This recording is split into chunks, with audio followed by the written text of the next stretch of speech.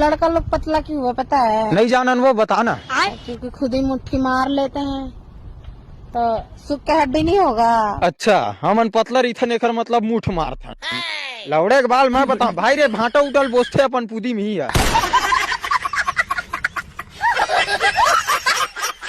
तो कहाँ से चढ़ेगा?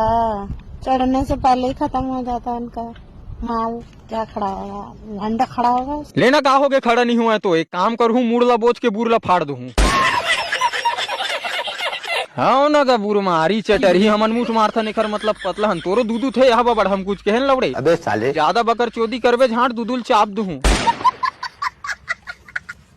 जिंदगी में खुश रहना है तो मर्द जात को दिल में नहीं औकात में रखो। वाह रे टूरी सफेद पुदी लौड़ा मस्त डायलॉग मारे। मर्द जात को दिल में नहीं औकात में रखो। तय है कैसे बुर उर में रखच का नहीं मतलब तो काज दिक्कत हो गई रे भैया मर्द जाते हो फिर दिक्कत है जेखर से तोला दिक्कत है ओला बोलना रे भैया तो हमू मन ला लौड़ा लपेटा तो समन कैसे करें तोर पुदिल चिमड़ देन का। नहीं मतलब मोबाइल धर लेना कुछ भी झाट ज्ञान चोदना तेरे तोर माथल चोदाऊ। हाँ ना का बुर मारी सुखड़ी पुदी के मांस पुदी में चटक गए बात करी बड़े बड़े।